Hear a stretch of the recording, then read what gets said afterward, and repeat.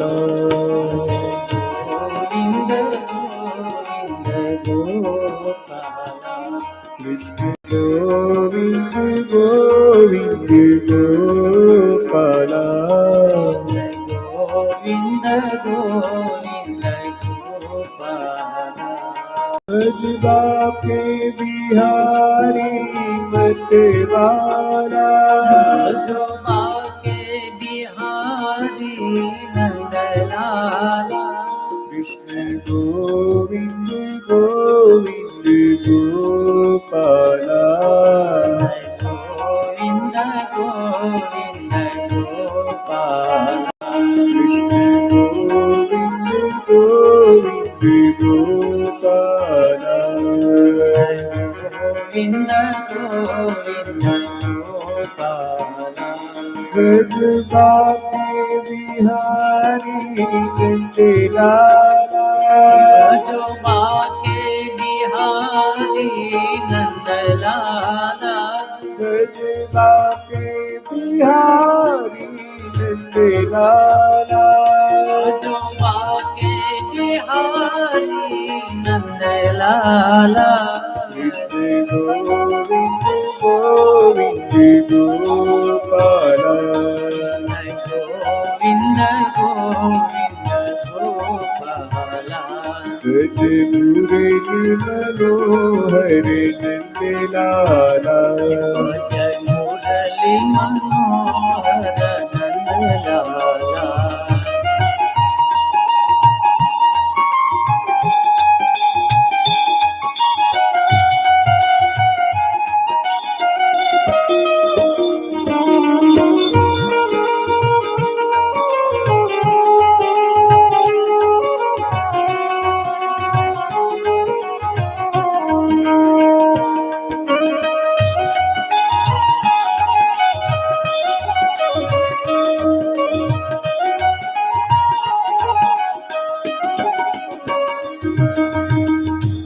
हमारो धन राधा श्री राधा श्री राधा जय मन राधा श्री राधा श्री राधा हमारो धन राधा श्री राधा श्री राधा जय मन राधा श्री राधा श्री राधा जीवन धन राधा राधा राधा राधा राधा जीवन धन राधा राधा राधा राधा राधा जीवन धन राधा राधा राधा राधा राधा जीवन धन राधा राधा राधा राधा राधा कर में धन राधा श्री राधा श्री राधा परम धन राधा श्री राधा श्री राधा कर में धन राधा श्री राधा श्री राधा परम धन राधा श्री राधा श्री राधा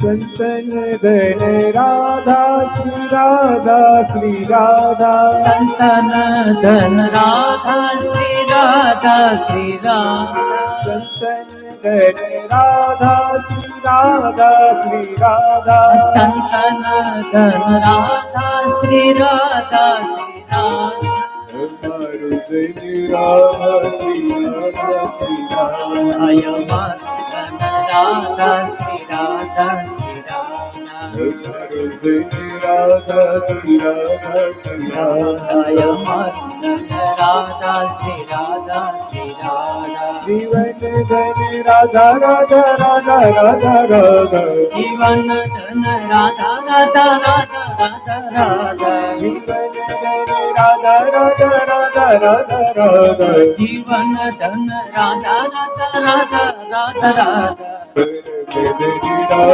श्री राधा श्री राधा धन राधा श्री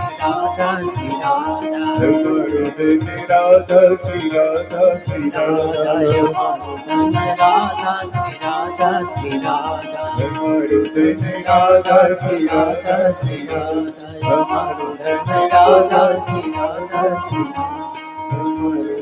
राधा श्री राधा श्री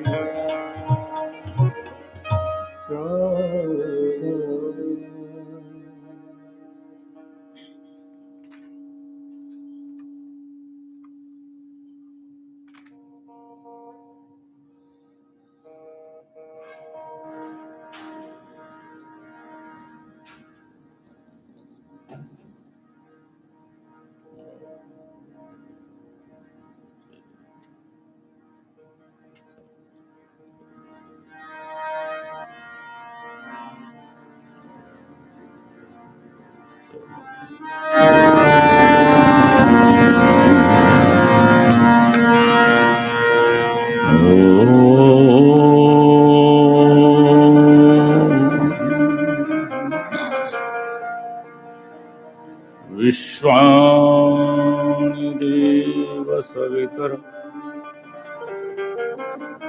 दुरितानि करासु यद्भद्रं तन्नासुय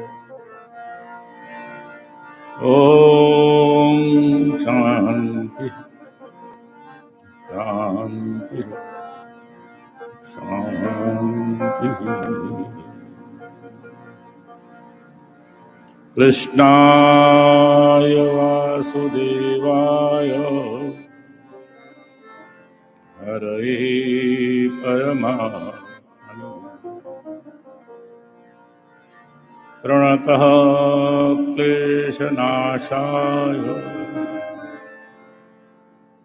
गोविन्दाय नमो नमः। वसुदेवसुतं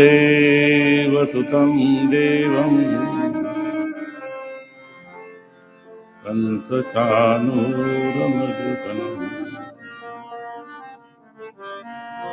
देवकी परमानन्दं कृष्णं वन्दे जगद्गुरुम्। ओंकारं बिन्दुसंयुक्तं नित्यं ध्यायन्ति योगिनः कामदं मोक्षदं चैव ओंकाराय नमो नमः। ओंकाराय नमो नमः। सानन्दमानन्दवने वसन्तम् आनन्दकन्दं हतपावनम् वाराणसीनाथमनाथनाथं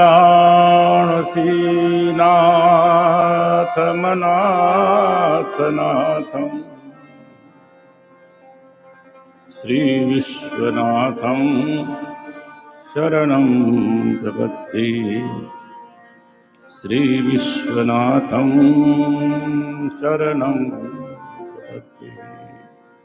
बोलो काशी विश्वनाथ भगवान की जय।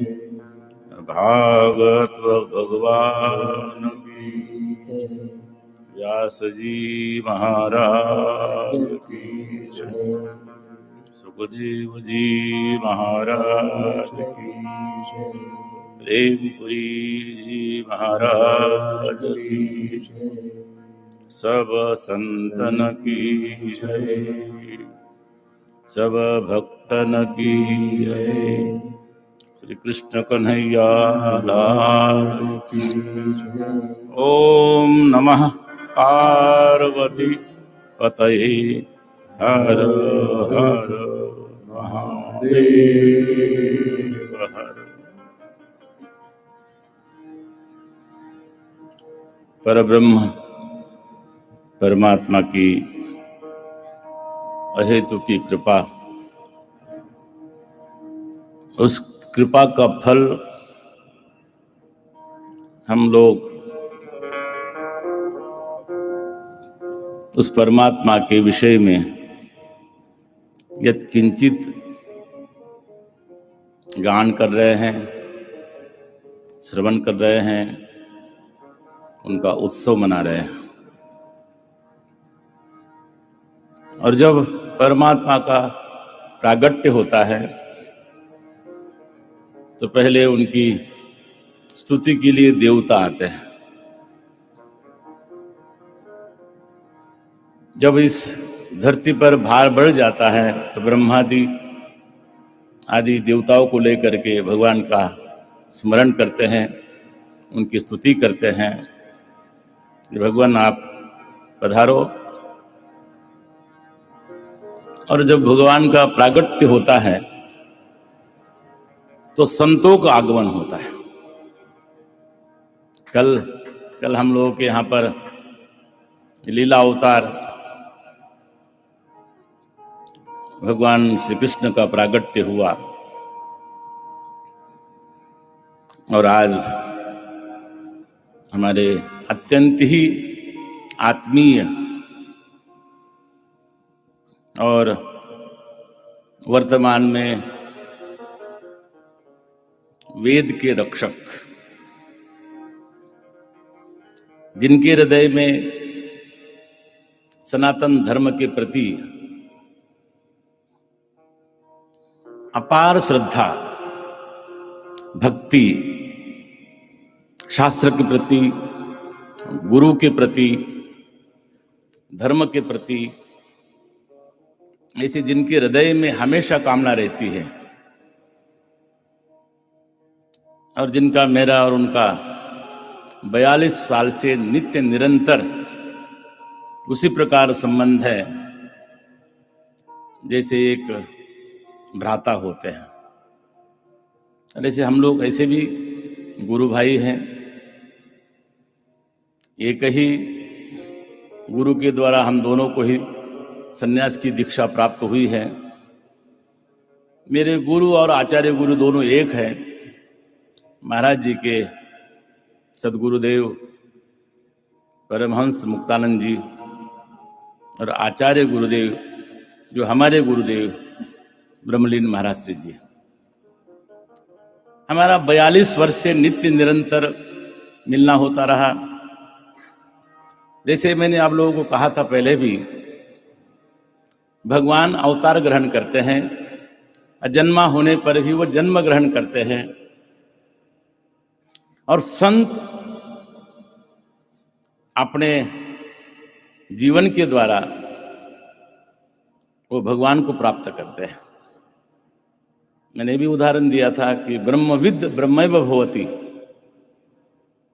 हमारे अनेक दोष जो हमारे जीवन में होते हैं, उसको नित्य निरंतर साधनों के द्वारा, भक्ति के द्वारा, ज्ञान के द्वारा, वैराग्य के द्वारा जो अपने जो दोष है उसका निराकरण करता है और धीरे धीरे फिर वो संत बनता है। हो सकता है संत बनने में एक जन्म न हो। भगवान श्री कृष्ण कहते हैं कि अनेक जन्म संसिद्ध।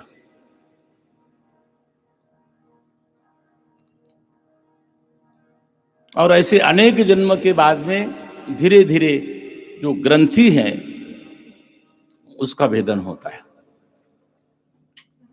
ऐसे हमारे परम श्रद्धेय अर्चनीय वंदनीय श्रीमद् परमहंस परिव्राजकाचार्य स्वामी नित्यानंद सरस्वती जी महाराज आज अपने बीच में यहाँ पर विद्यमान है।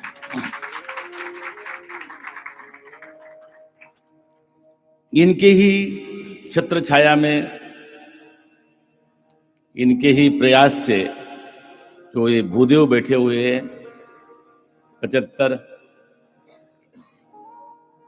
इनके छत्र छाया में रहते हैं और सतत इनका ये होता है कि किसी प्रकार हमारा वेद, हमारे शास्त्र उसी प्रकार चलते रहे जैसे चलते आए हैं। तो जब भगवान अवतरित होते हैं भगवान का प्रागट्य होता है तो संतों का दर्शन भी होता है। लेकिन भगवान को ज्यादा लोग चाहते हैं और जब भगवान प्रकट होते हैं तो फिर भूल भी जाते हैं कि भगवान कहाँ गए, क्या गए, उनकी क्या लीला है। तो जन्म के समय तो जो अपार यहाँ पर जन समूह था, उनको लगा कि भगवान आए हमारी रक्षा कर लेंगे, वह उन्होंने अपना अपना काम शुरू कर दिया। भगवान श्री कृष्ण का प्रागट्य हुआ है। भगवान का जन्म नहीं होता है। भगवान ऐसा भी कहते हैं कि जन्म कर्म च में दिव्य। आप लोगों ने जब जब भगवान का अवतार हुआ है, प्रागट्य हुआ है, तो जैसे जीव का जन्म होता है वैसे कभी आपने सुना नहीं होगा। भगवान श्री कृष्ण का भी जब प्रागट्य होता है जन्म नहीं होता है। हम लोग जन्मोत्सव मनाते हैं, परंतु यहां पर भागवतकार कहते हैं कि तमद्भुतम बालकम मुझे क्षेणम। अद्भुत बालक, बालक कैसा है? अद्भुत है, सामान्य बालक नहीं है। और वो कैसे दिख रहा है? चतुर्भुजम शंख गदा युधायुधम। उनके पास में शंख है, चतुर्भुज है, गदा है, शंख है, चक्र है। ऐसा किसी का जन्म होता है क्या? भगवान जब अवतरित होते हैं, भगवान का जब प्रादुर्भाव होता है, तो लगभग आप लोगों ने यही सुना होगा, चाहे भगवान श्री राम हो, चाहे कोई भी हो। और कुछ अवतार तो ऐसे होते हैं, कुछ क्षण के लिए, कुछ काल के लिए आते हैं और वो फिर चले जाते हैं। शुक्र अवतार हुआ था, कार्य किया और अपने स्वरूप में चले गए। कश्यप अवतार हुआ, वामन अवतार हुआ, मोहिनी का भी अवतार धारण कर लिया भगवान ने। धन्वंतरी भी आए, अवतार लिया और अपना कार्य करके भगवान यहां पर आते हैं। और वहां श्रीवत्स लक्षम कमल शोभित कौस्तुभम गल शोभित कौशभम। गले में कौस्तुभ मणि शोभायमान दे रहा है। पीतांबरम, पीतांबर धारण किए हुए हैं। ऐसा किसी का जन्म होता है क्या, कोई बालक का? भगवान का प्रादुर्भाव हुआ है कहां पर? उस कारागृह में। और सबसे पहले दर्शन किनको हुआ? वसुदेव जी महाराज को दर्शन हुआ। और वसुदेव जी महाराज को दर्शन क्यों हुआ? तो वहां पर शिव जी कहते, भगवान शंकर कहते हैं कि जो विशुद्ध हृदय वाला, जिसको हम कहते हैं कि उसको वसुदेव कहते हैं, जिनके हृदय में पवित्रता है, जिनका हृदय सात्विक भाव से भरा हुआ है, उनके हृदय में वासुदेव प्रकट होते हैं, वसुदेव प्रकट होते हैं। तो सबसे पहले दर्शन किनको हुआ? वसुदेव जी महाराज को दर्शन हुआ। ये चतुर्भुज रूपधारी है, शंख है, चक्र है, गदा है। और भगवान का दर्शन किया और दर्शन करने के बाद में वहां पर वसुदेव जी महाराज उनकी स्तुति करते हैं। विदितोसी भगवान साक्षात। भगवान मैं आपको जानता हूं। संत भगवान को जानते हैं, भगवान के स्वरूप को जानते हैं। तो वसुदेव जी महाराज कहते हैं विदितोसी भगवान साक्षात पुरुषः प्रकृते परा। भगवान आपका स्वरूप क्या है? आपके स्वरूप को भी जानता हूं। आप प्रकृति से भी परे हैं, आप पुरुष हैं। और केवलानुभवानंद, आपका जो स्वरूप है केवल आनंद स्वरूप और अनुभव से प्राप्त होता है। भगवान को हम अगर देखना चाहे इस चर्म चक्षु से तो कठिन काम है। अर्जुन जैसा भी जिज्ञासु भक्त, ज्ञानी भक्त, सखा उसको भी भगवान को कहना पड़ा, दिव्यम ददामि ते चक्षु। परमात्मा का केवल अनुभव होता है। परमात्मा क्या है? आनंद स्वरूप है। इसलिए जब हम कथा में बैठते हैं, कथा श्रवण करते हैं, सत्संग करते हैं, उसका अनुभव होता है। भगवान की स्तुति करते हैं और कहते हैं कि आप कैसे हैं? स्वरूपः सर्वबुद्धि धृक्। अब सबके बुद्धि के साक्षी हैं भगवान। स्वयं तो ज्ञान स्वरूप है ही, हमें भी, हमारे भी बुद्धि के साक्षी वही है।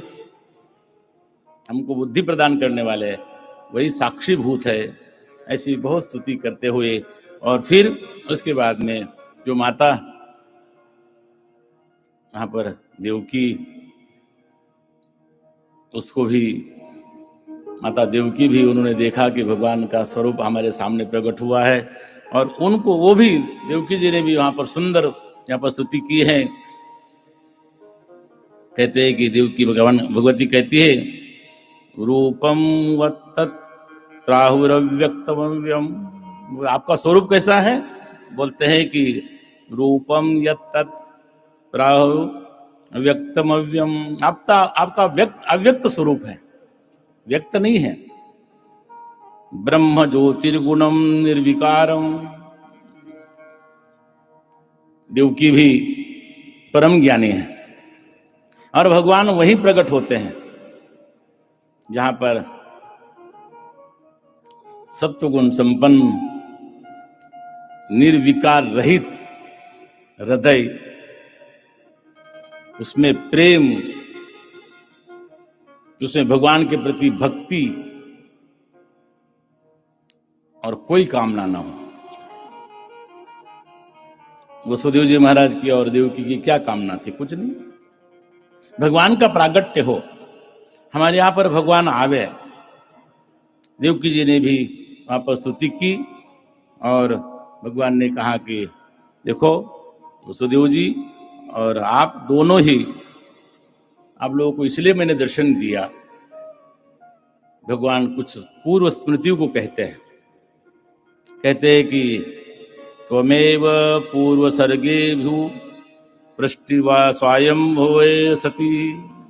आप पूर्व सर्ग में, जो मनु जी का, महाराज का जो पूर्व सर्ग था, उस समय आप वसुदेव जी महाराज सूतपा नाम के उस समय प्रजापति थे। और कहते हैं कि उस समय स्वयंभव मनु के समय में, और आप जो है उस समय उनकी जो पत्नी हैं, उस समय वहाँ पर दोनों ही, उनका आपका पहला जन्म हुआ था। और उस समय आपने मेरी बड़ी आराधना की थी और उस आराधना के कारण उस समय आपको मैंने दर्शन दिया था। आपने मेरे लिए बहुत तप किया था। और भगवती, आपका नाम प्रश्निगर्भ था और ये जो दूसरे हैं, और उस समय सुतपा और प्रश्निगर्भ दोनों को मैंने वरदान दिया था। आपने बड़ा तप किया और तप करने के बाद में आप लोगों ने वरदान मांगा कि आपके जैसा मुझे पुत्र प्राप्त हो। मैंने उस समय कहा था कि मेरे जैसा तो मैं ही हूं। भगवान के समान अपने पास में पुत्र आवे, तो भगवान ने कहा तो मेरे जैसा तो मैं ही हूं, तो मुझे ही आना पड़ेगा। बोलते उस समय मैं ही वहां पर आया था और उस समय मैंने आपके यहाँ पर अवतार धारण कर लिया था। और उसके बाद में कहते हैं कि दूसरे जन्म में आप आदित्य और वहां पर कश्यप हुए। जब उन्होंने भी, मैंने उस समय भी आपके यहाँ पर आकर के मैंने अवतार ग्रहण किया था और उस समय मैंने वामन अवतार ग्रहण कर दिया था। और ये तीसरा अवसर है, क्योंकि जो मैं कहता हूं मैं सत्य स्वरूप हूं, इसलिए 3 बार कहता हूं। हमारे यहाँ पर कहते हैं ना कि शांति शांति शांति सत्यम परम धीमहि। वो जो परमात्मा है, उन्होंने कहा कि इस जन्म में आप मेरे पिता वसुदेव जी और माता देवकी हैं। मैंने अपने वचन को निभाने के लिए आपके यहाँ पर 3 बार आपके यहाँ पर अवतार ग्रहण किया है। और अब कहते हैं कि मेरे अवतार का ये जो प्रसंग है, और उसी समय भगवान ने कहा कि अब मुझे यहाँ से ले चलो। बोलते हैं कि यहाँ पर अब मैं लीला तो नहीं करूँगा, और उस समय वहाँ पर कहा कि यहाँ से धीरे से मुझे तो गोकुल में लीला करनी है, अब यहाँ से मुझे गोकुल ले चलो। और गोकुल ले जाने के लिए पुनः भगवान बालक का स्वरूप धारण कर लेते हैं। ये लीला अवतार है, और ये लीला है निरंतर चलने वाली लीला है। लीला का प्रवाह कभी रुकता नहीं है।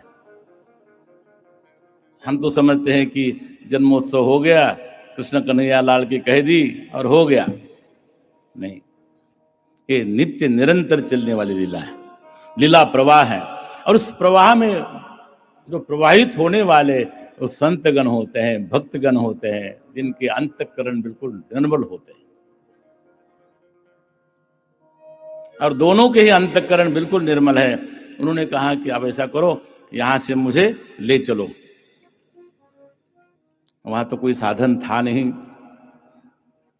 कुछ लोग कहते हैं कि वहां पर कुछ एक सुपड़ा होता है ना, सुपड़ा, कोई टोकरी हो, सुपड़ा हो, भगवान को उसके भीतर रख लिया, और जो कारागृह था उसके अपने आप वहां पर जो उनकी बीड़िया लगी हुई थी, हथकड़ियाँ लगी हुई थी, वो खुल गई, और भगवान के स्वरूप को वहाँ पर सूप में लेकर के, सूप इसीलिए क्योंकि सूप जो होता है वो अपने पास सत्व अपने पास रखता है, उसमें से जो बाकी जो है उसमें से निकाल देता है।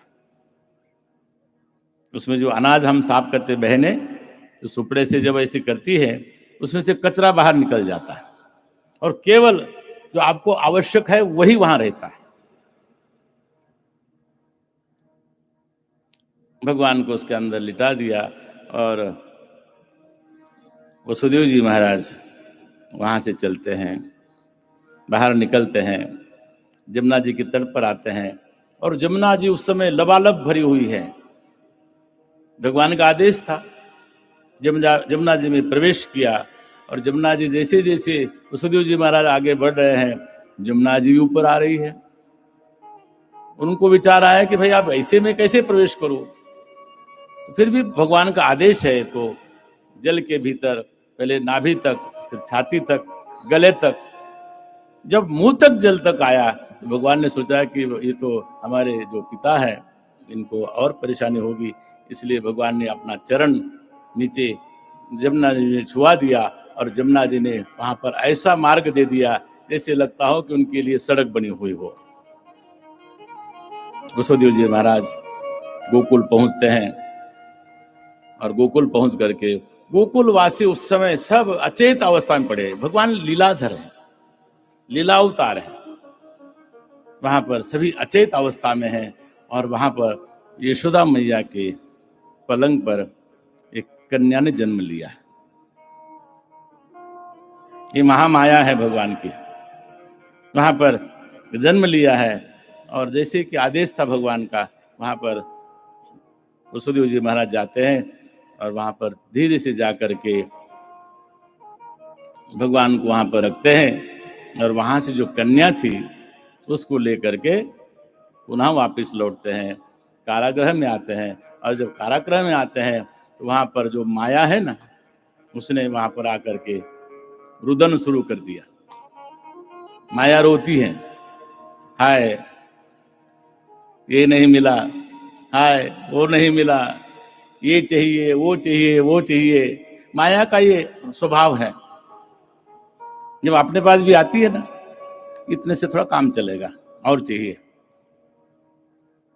वहां रुदन शुरू हो गया, और जैसे ही रुदन हुआ, वहां पर सभी लोग जो वहां पर जो पहरेदार थे, गृहपाल बोलते हैं उनको, पहरेदार थे, वो जो कन्या का रुदन सुन करके वो सब चेत गए। वहां पर उनकी निद्रा खुल गई, और निद्रा खुल करके दौड़े दौड़े गए कंस के पास में, और बोले कि जो अष्टम गर्भ की तुमको जो प्रतीक्षा थी वो आ गया है। सोया हुआ था, कंस, और सोते सोते वहां से वो वहां भागा है। वहां से कोई उसने मेकअप नहीं किया, उसके बाल खुले हुए हैं। जब एकाएक कोई भागता है ना, तो कहते हैं कि एक बार यहाँ पर कोई ऐसे कोई अभिनेता थे, वो गंजे थे। तो एक बार कोई घटना घटी, तो जो बाहर आए, वो पता नहीं कौन थे, किसी ने कहा था, बाहर आए तो वहां के नौकर चाकर डर गए कि आज हमारे यहाँ भूत आ गया। कभी ऐसा देखा ही नहीं था, क्योंकि बिना मेकअप ही चले थे। यहां पर भी वो जो कंस है, अस्त व्यस्त अवस्था में वहां से भागा है, तलवार हाथ में लिया है, और जब तलवार लेकर के आया है और फिर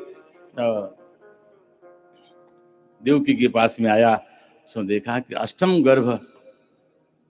देवकी कहती है कि हे कंस, मेरे भाई, ये पुत्र नहीं है, ये पुत्री है।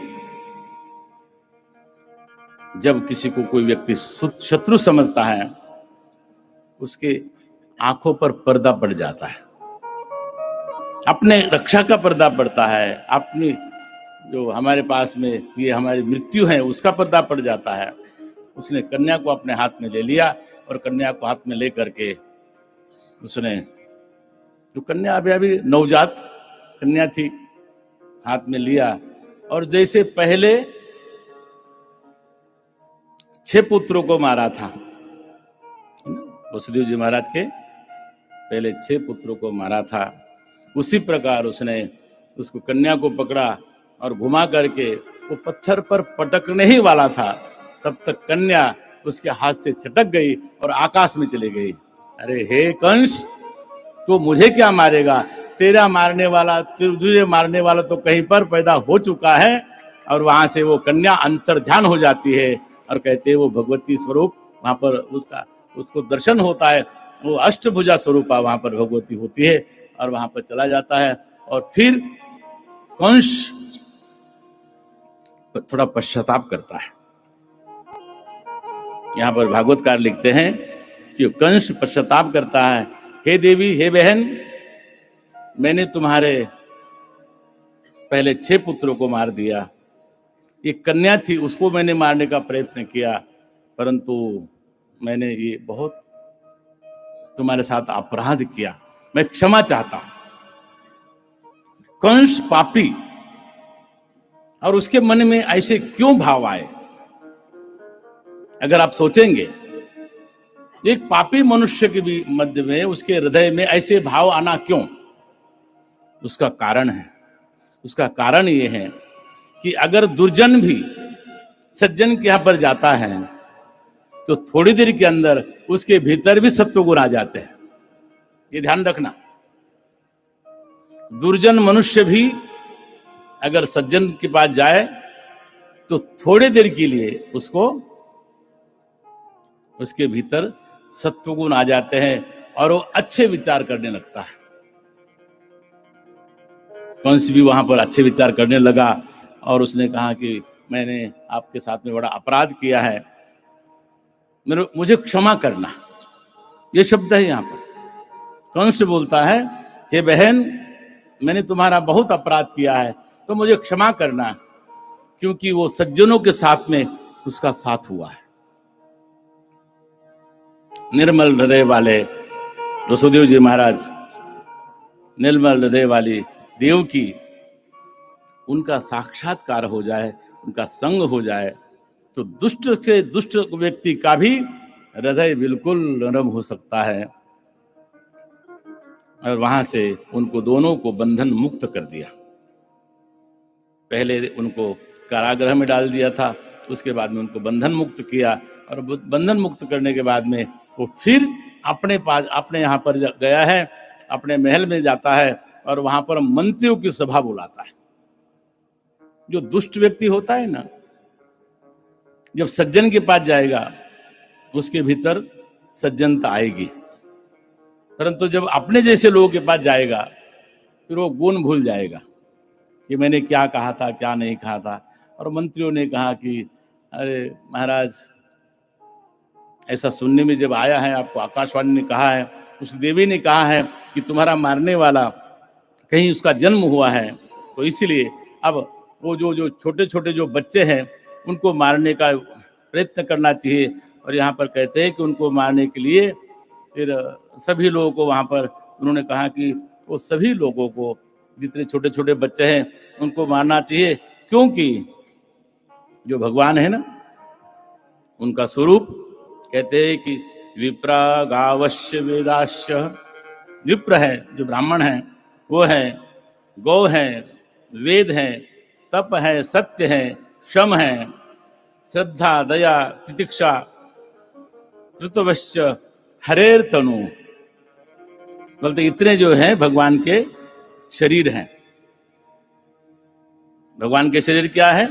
विप्राह। इसलिए हम लोग ब्राह्मणों को क्या कहते हैं? भूदेव कहते हैं। विप्राह, विप्र का मतलब जो वेदाभ्यास से होते हैं, जो वेदाभ्यास करने वाले उनको विप्र कहा जाता है। गावाश्य, गौ है, वेद है, तप है, सत्य है, शम है, दम है, श्रद्धा, दया, तितिक्षा, यज्ञ आदि, ये सब भगवान के स्वरूप है, भगवान का देह है। इसलिए उनको समाप्त करना चाहिए, और जो आपको मारने वाला है उसको तो पहले समाप्त करना चाहिए। और ऐसा उन्होंने आदेश दिया। और यहाँ पर प्रातः काल होती है, और प्रातः काल होने के बाद में जो यशोदा का एक पुत्र हुआ है ऐसा समाचार मिल जाता है गोकुल में। और फिर वहाँ पर सभी, वहाँ पर गोप गोपिकाएं जो गोकुल में हैं सो अपने पास में हैं। जो नंद बाबा है, नंद बाबा बड़े भोले हैं, भक्त हैं।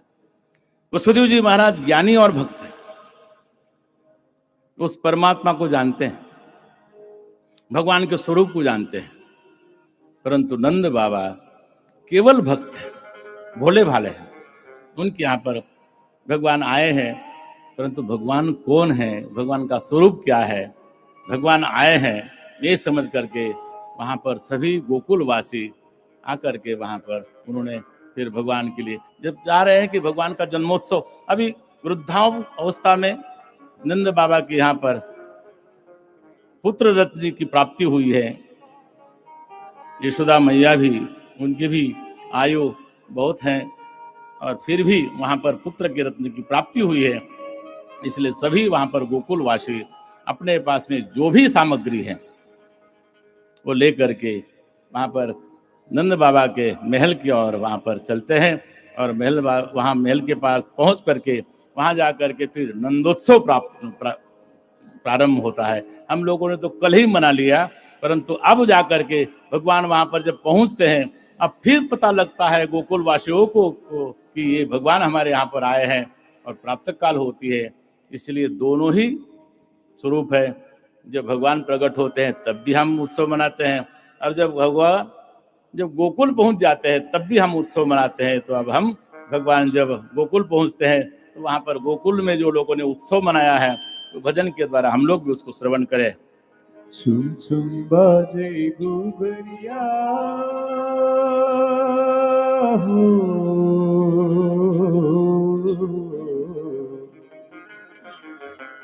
सुन सुन बाजे गुबरिया, सब दिखलावे काना, मेरे घर आए आए, मेरे घर आए।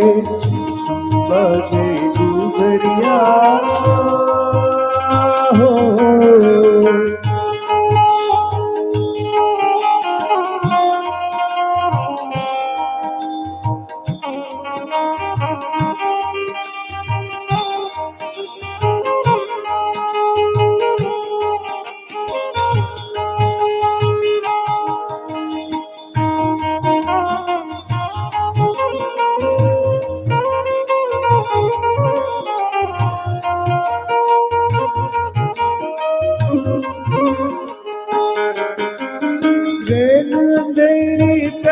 स्वरूपी आ गए, मात यशोदा और सखियन को भागे रैन अंधेरी चंद्र स्वरूपी आ गए,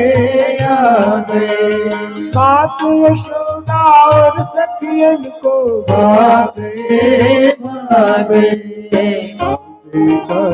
कामलिया हो कांधे काम लिया मुख में लुकाए काना नयन चाहते आए मेरे घर आए बाजे डूगरिया हो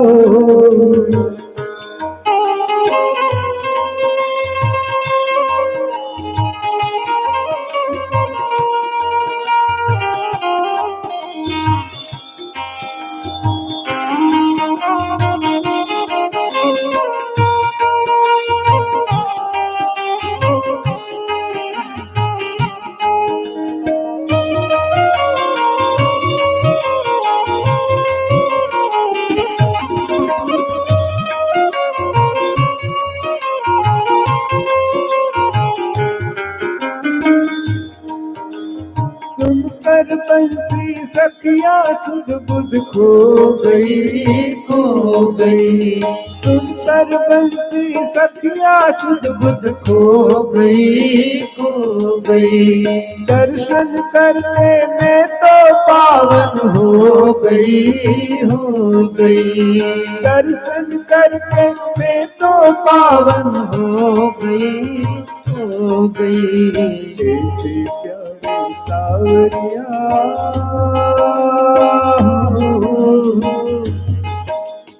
ऐसे प्यारे सावरिया भाग्य जगा के आए मेरे घर आए मेरे घर आए बाजे डूगरिया सबरी खिलाए खाना मेरे घर आए मेरे घर आए कन्हैया घर आए काना घर आए बाजे डूगरिया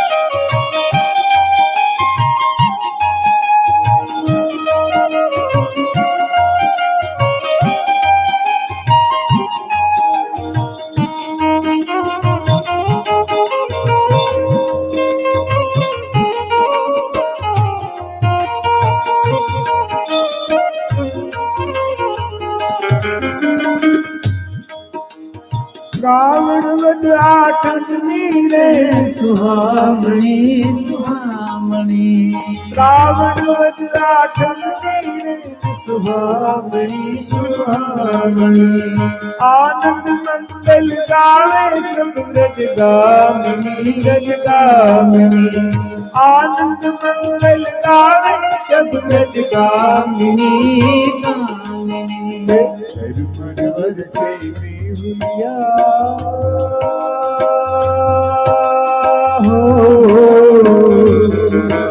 चरमर से हुलिया सतर्षा गुण लगावे रंग उड़ाते आए मेरे घर आए बाजे डूगरिया सबरी खिलाए खाना मेरे घर आए मेरे घर आए बाजे डूगरिया सबरी खिलाए खाना मेरे घर आए मेरे घर आए बाजे डूगरिया सबरी खिलाए खाना मेरे घर आए मेरे घर आए मेरे घर आए मेरे घर आए मेरे घर आए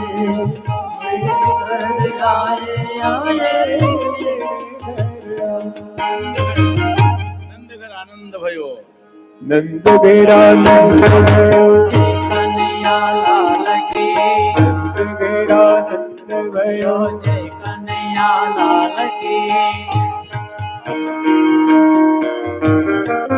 नंद घेरा नंद भयो जय कन्हैया लाल की नंद घेरा नंद भयो जय कन्हैया लाल की हाथी दिया घोड़ा दिया और दिया पालकी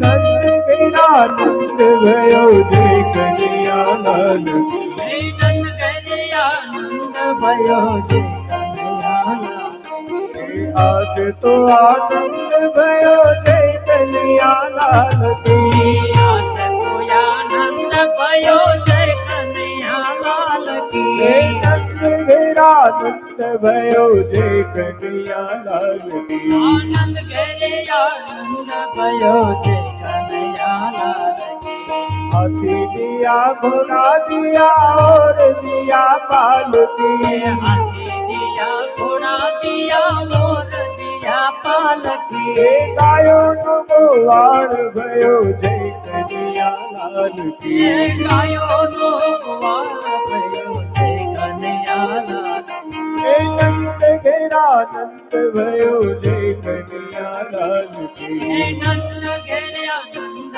भयो जय कन्हैया लाल की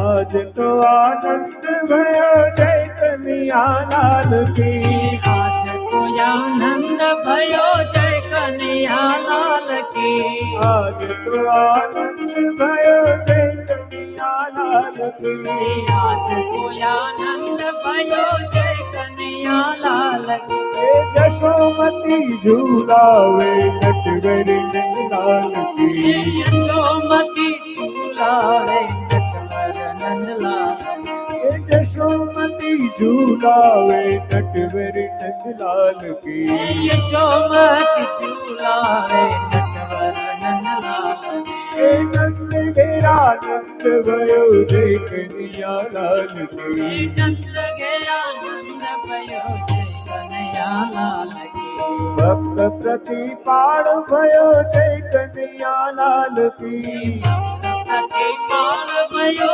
जय कन्हैया लाल की भक्त प्रतिपाल भयो जय कन्हैया लाल की प्रतिपाल भयो जय कन्हैया लाल की नंद घेरा नंद भयो जय कन्हैया लाल की नंद करे आनंद भयो जय कन्हैया लाल की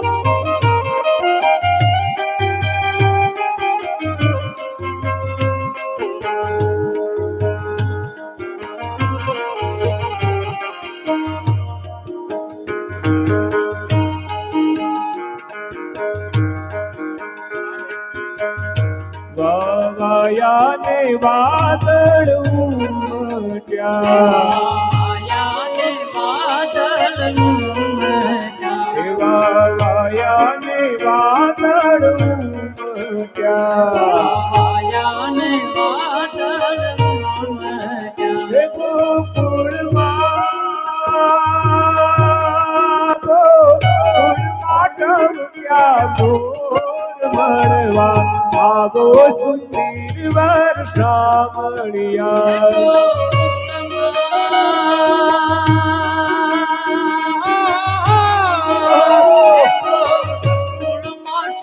क्या मोर मलवा आव सुंदर वर्षामळिया वायाने वादळ उमट्या आयाने बादल उमट्या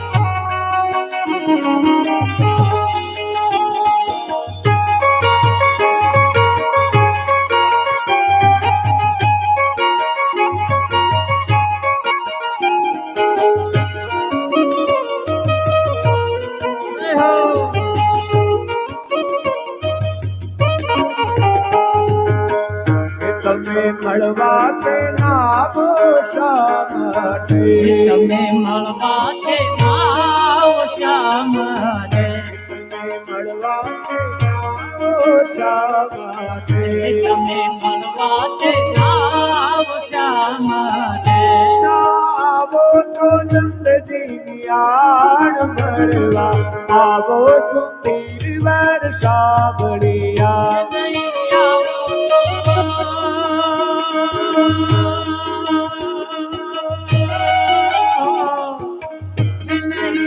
આવો તો નંદજીની આડ મળવા આવો સુંદર વર્ષા મળ્યા આયાને કાતર ઉમટ્યા આયાને વાદળ ઉમટ્યા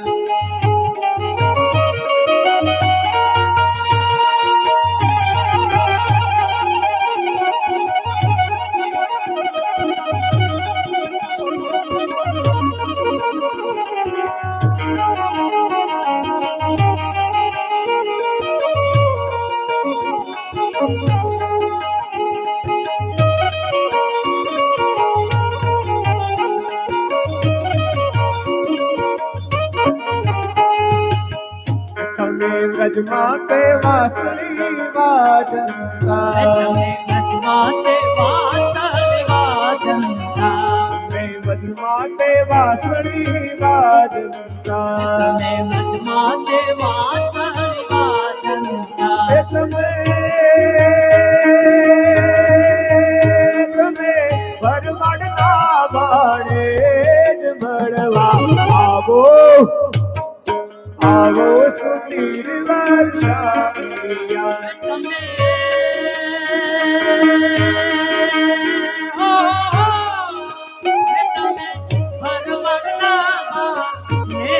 મળવા આવો સુંદર વર્ષા મળ્યા માયાને વાદળ ઉમટ્યા માયાને વાદળ ઉમટ્યા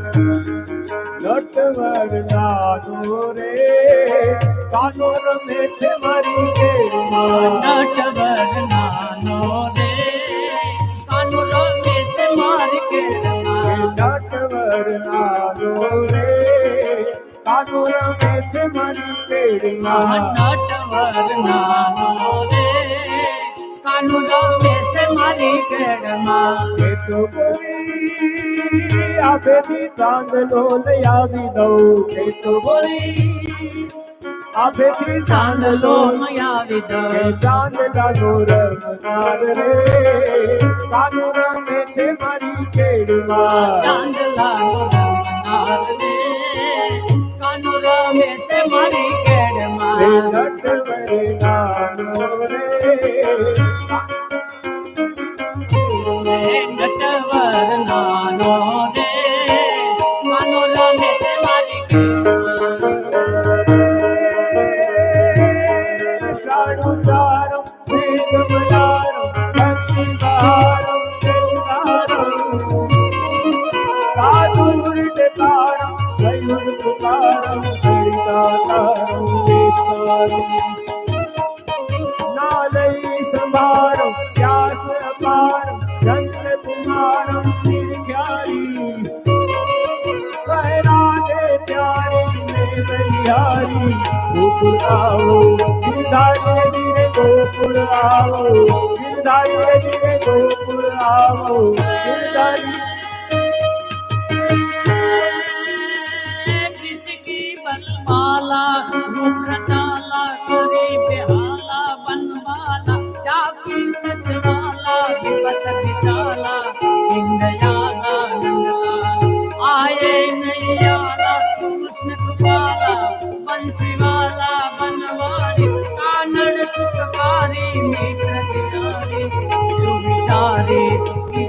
धीरे धीरे गयो विचारे गिरधारी रे धीरे गयो विचारे गिरधारी।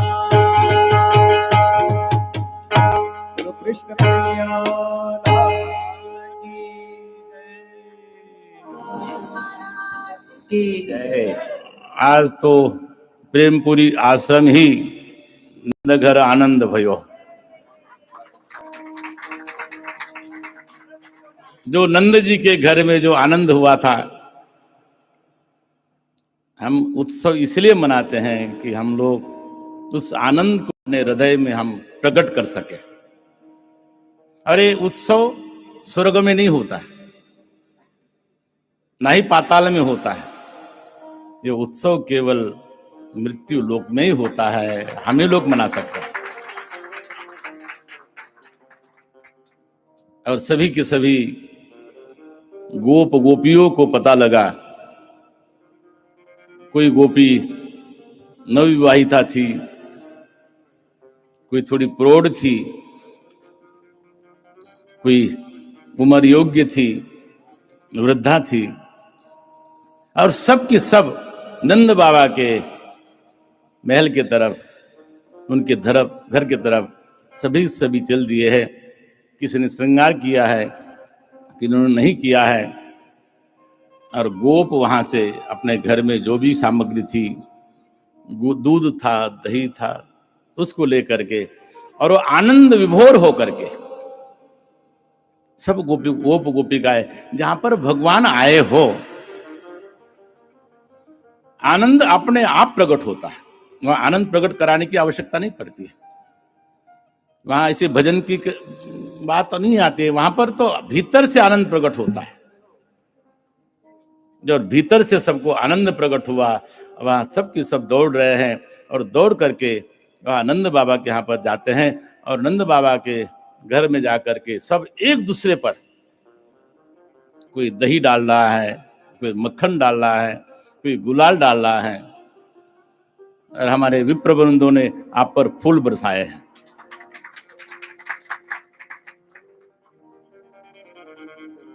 परस्पर भाव विभोर हो गए कि आज कन्हैया का प्रागट्य हुआ है।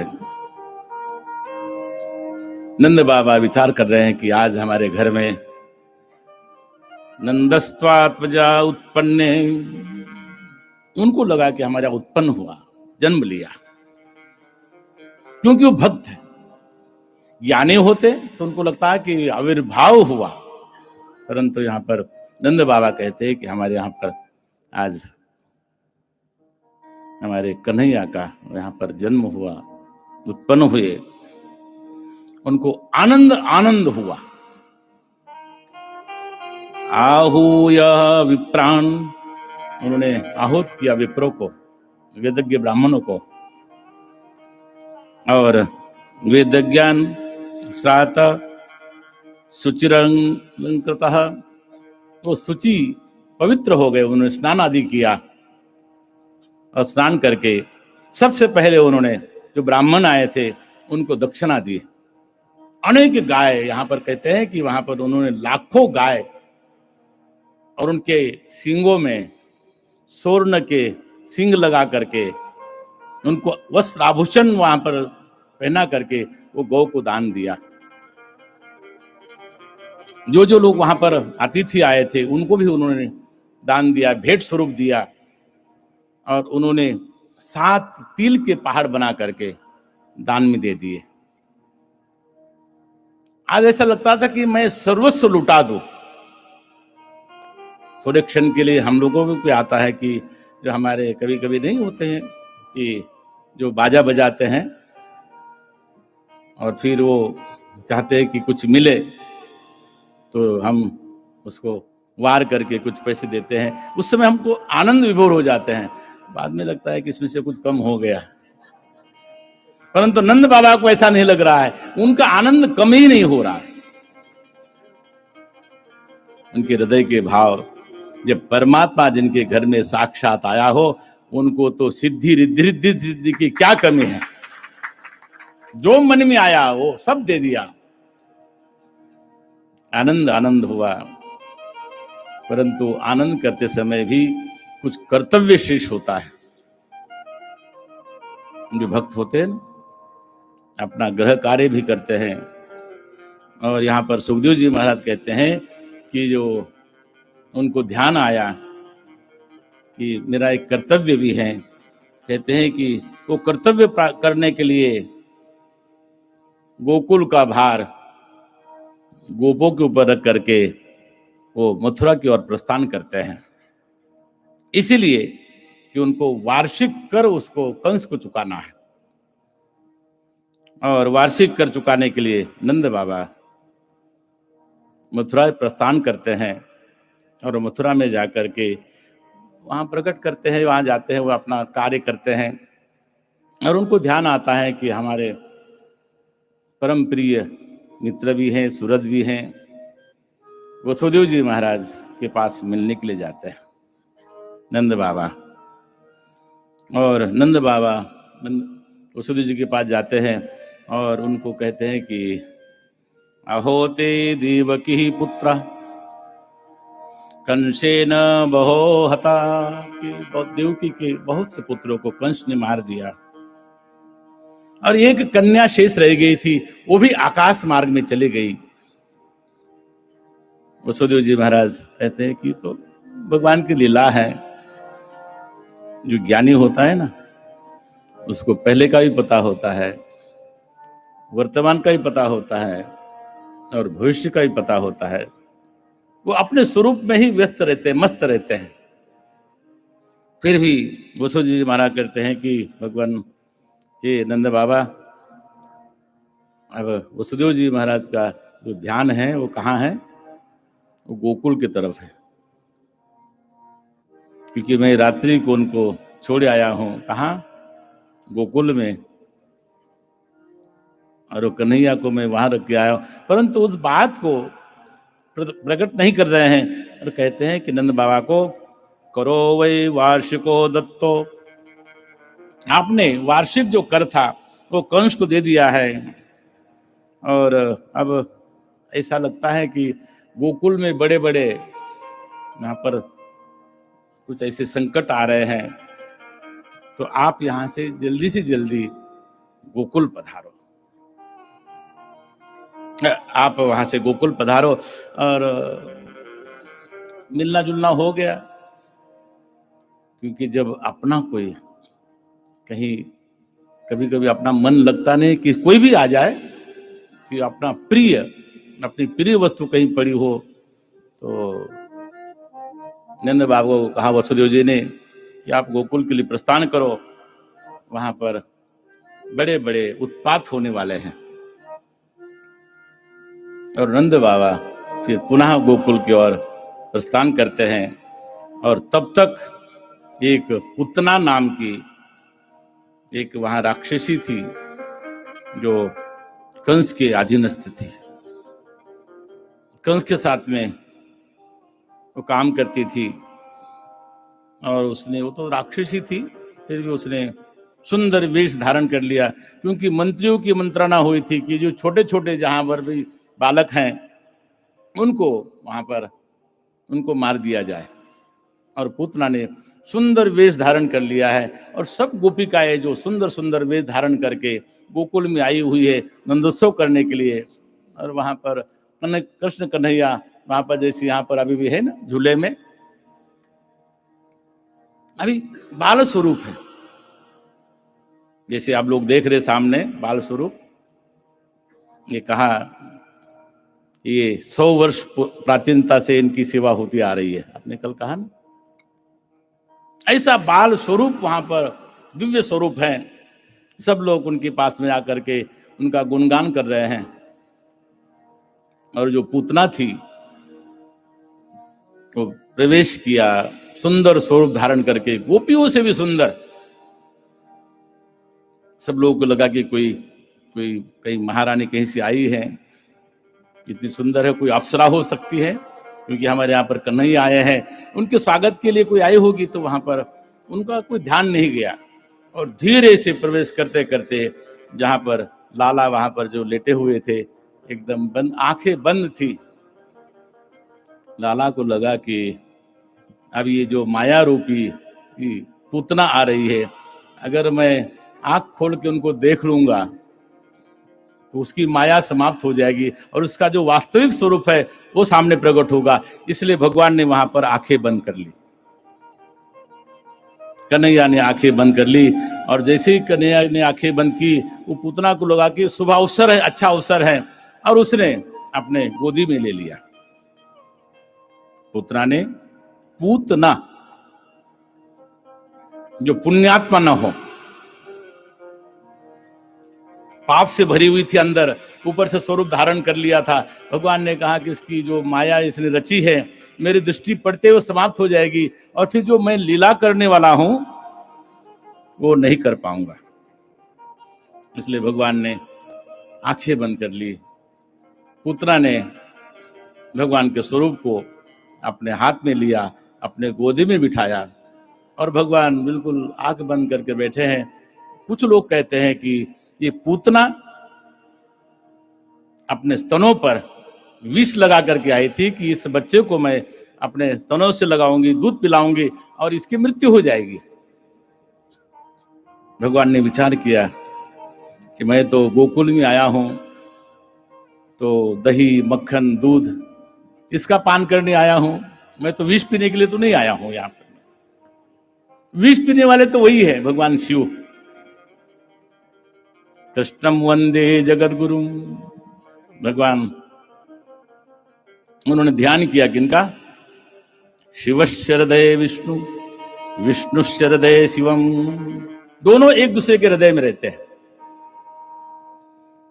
भगवान ने कहा कि मैं तो इस गोकुल में तो मैं ये विष पीने के लिए आया नहीं हूं। इस उन्होंने ध्यान किया किनका? शिव जी का ध्यान किया और शिव जी कैलाश में विराजमान। और वहां से उन्होंने कहा कि मेरा जो प्रिय सखा है, दोनों सखा है, आप भिन्न नहीं समझना उनको। पहले लोग समझते थे, आजकल के लोग नहीं समझते। आजकल के लोग तो जो शिवरात्रि होती है, वैष्णवा नाम यथा शंभो कहते हैं ना, सबसे बड़े वैष्णव तो शंभू है, भगवान शिव है। उनको पता लगा कि मेरा प्रिय सखा, मेरा आत्मा, वो मुझे स्मरण कर रहा है। और भगवान शिव वहां पर आते हैं और भगवान शिव ने अंतर ध्यान होकर कहा कि क्या कार्य है? बोले कि भगवान जो आप करते आए हैं, पहले तो विश्व को बचाने के लिए आपने जब हालाहाल विष का पान किया था, वो तो बहुत बड़ा विष था, ये तो छोटा सा है। बालक को मारने के लिए कितना होना चाहिए? थोड़ा सा है। पहले इसको आप ले लो, इसको आप चख लो, फिर बाद में मैं जो मुझे चखना है, दूध, दही। भगवान शिव ने, कहते हैं कि भगवान शिव की आराधना करके वो भगवान शिव उस विष का पान करके चले जाते हैं और फिर कन्हैया उस पुतना का दूध पीना प्रारंभ करते हैं। दूध पी लिया, बड़ा अच्छा लग रहा था कि ये मेरा बालक। उसके पहले की कामना थी, तो बलि की पुत्री थी, उसकी कामना थी कि ऐसे सुंदर स्वरूप को मैं अगर अपने छाती से दूध पिलाऊं। राजा बलि की कन्या थी वो, उसने दूसरा स्वरूप धारण कर लिया था। उसको बड़ा आनंद आया कि चलो मैं अपने पुत्र को जैसे दूध पिलाती हूं वैसे। परंतु भगवान का केवल उतना ही कर्तव्य नहीं था। भगवान ने कहा कि अब धीरे धीरे जो रुधिर था वो भी पीने लगे। उसको थोड़ा सा लगा कि कष्ट होने लगा, फिर वो छुड़ाने के लिए लगी कि छोड़ दो छोड़ दो, मुंच मुंच। भगवान ने कहा कि जब मैं किसी भक्त को पकड़ता हूं या जो भक्त मेरे पास आता है उसको मैं नहीं छोड़ता हूं जब तक उसकी मुक्ति न हो जाए। भगवान ने उसके रुधिर को भी पी लिया और उसके प्राणों को भी पीने जब लगे तो छटपटाने लगी। और उस समय कहते हैं कि उसका वास्तविक स्वरूप प्रकट हो गया और धड़ाम से वो गिर जाती है और उसका राक्षसी का स्वरूप देख करके सब लोग डर जाते हैं। और तब तक नंद बाबा मथुरा से लौटते हैं और लौट करके देखते हैं तो यहाँ पर तो जैसे वसुदेव जी महाराज ने कहा था कि वहां पर गोकुल में बड़े उत्पात हो रहे हैं और आप चले जाओ। उनको लगा कि हो सकता है वसुदेव जी महाराज अंतर्यामी हैं। उनको स्मरण किया कि हे मित्र ऐसा हो तो मित्र ऐसा हो, मित्र को भी सावधान करे, मित्र ऐसा ना हो किसी को गुमराह करे, सखा ऐसा हो। इसलिए मैंने पहले भी कहा था कि जीवन में कोई मित्र हो। जैसे हम लोग तो सन्यासी है, फिर भी मित्रता तो होनी चाहिए। हम एक दूसरे से ज्यादा कहते नहीं हैं, परंतु हमारे स्वामी जी और हम लोग मित्र भाव से रहते हैं। सखा हो जीवन में होना चाहिए। आपके अंदर जीवन में कोई सखा नहीं है तो आपका जीवन बिल्कुल अकेला है। फिर आपके जीवन में आप क्या करते हैं, किंग कर्तव्य मूड हो जाते हैं कि आप क्या करना चाहिए। इसलिए नंद बाबा के एक सखा है, मित्र हैं वसुदेव जी महाराज। और उन्होंने जैसे कहा था, जब देखा तो यहाँ पर वो जो राक्षसी का शरीर, बहुत बड़ा शरीर हुआ, और उसको, उस राक्षसी के शरीर को, और फिर वहां पर भगवान लीला कर रहे थे, तब तक मैया यशोदा ने उठाया और पता नहीं क्या क्या किया। जैसे टोटके होते हैं, पहले गाय के पास ले गए, फिर गौ की पूंछ वहां पर हिला दी, और वहां पर अनेक अनेक कहा कि ये हमारा भगवान इनकी रक्षा करे, घुटनों की रक्षा करे, इनके उदर की रक्षा करे, इनके मुख की रक्षा करे। ऐसे भगवान को, भगवान की रक्षा के लिए भगवान के ही नामों का आश्रय लिया। कहते हैं ना कि जब राम जी सेतु बना रहे थे, उस समय जब लोग राम के नाम से पत्थर तैरते थे, राम जब पत्थर को डालते थे तो डूब जाता था। जिसने राम ने ही त्याग दिया तो उसका तारण कौन करने वाला है। इसलिए राम नाम लिख करके जब पत्थर को छोड़ते थे वह तैरने लग जाते थे। तो यहां पर भगवान के नाम से ही भगवान की वहां पर रक्षा का सूत्र बांधा गया, सूत्र बांधा। और फिर उसके बाद में उस जो राक्षसी थी पुतना, उसका संस्कार होना तो कठिन था, क्योंकि अब कितने लोग उठाते उसको, उसका विशाल शरीर था। तो कहते हैं कि वहां पर गोकुल वासियों ने फिर उसका क्या किया, जो कुछ कर लिया वो करके फिर उसको अंतिम संस्कार करने के लिए ले गए। इसको हमारे यहाँ पर अंत्येष्टि कहते हैं। और जब उसकी अंत्येष्टि हो रही थी, उसमें से धुआं उठ रहा था, तो कैसे कोई सुगंधित पदार्थ, ऐसा लगता है कि वहां पर कितना सुगंधित पदार्थ है। अगरबत्ती तो बहुत छोटी चीज है, उसमें से वो, क्योंकि भगवान का स्पर्श उसको हुआ था, इसलिए वो, उसका शरीर और उसकी मुक्ति भी हो गई। नंद बाबा ने देखा कि ये सब दृश्य देखा, उनको बड़ा आश्चर्य भी हुआ। उसके बाद में कहते हैं कि भगवान अपनी फिर लीला प्रारंभ करते हैं, और ऐसे ही फिर एक उत्सव होता है, भगवान के उत्सव प्रारंभ हो रहे हैं। बाल लीला है ना, तो हम लोग भी बाल लीला में उत्सव करते हैं। उत्सव करते करते कभी कभी हम जो जिसके लिए उत्सव करते हैं उसी को भूल जाते हैं ना, स्वभाव है मनुष्य का। अब करवट बदलने का उत्सव था। जो छोटा बालक होता है ना, तो वहां तो भगवान लीलाएं कर रहे हैं, तो करवट बदलने का जो उत्सव था, उस समय सभी गोपियां आई हुई थी, वहां पर गीत गाए जा रहे थे, और उत्सव वहां पर फिर रोहिणी जी सबकी सेवा में लगी थी, क्योंकि सब जगह पहले से चला रहा है कि जो अतिथि घर में आए उनका सत्कार होना चाहिए। तो रोहिणी भी वहां पर सेवा में लगी हुई थी, और उत्सव चल रहा था। और जिसके लिए उत्सव चल रहा था, और सब लोग आने लगे वहां भी। जैसे यहाँ होता है ना कि इतना बड़ा हॉल है, फिर भी लोग आते हैं, तो फिर इधर से उधर से कुर्सियां ढूंढनी पड़ती हैं, कहाँ बिठावे। तो कल ऐसा ही हुआ था, जब उत्सव चल रहा था तो अपने सभी बालकों को कहा गया कि तुम वहां जाके बैठो, तो सब बैठ गए। और जो अतिथि आए थे उनको हम लोगों ने स्थान दे दिया था ना, आप दिया था। ऐसा ही वहां पर हुआ, सभी लोग आए। अब एक वहां पर पालने में, जैसे यहाँ पर है ना, भगवान लेटे हुए थे, उत्सव उनके लिए हो रहा था, परंतु किसी ने कहा कि अब बहुत लोग अतिथि आ रहे हैं, उनके लिए स्थान होना चाहिए। तो भगवान को धीरे से उठा करके, वहां एक छकड़ा पड़ा था पुराना,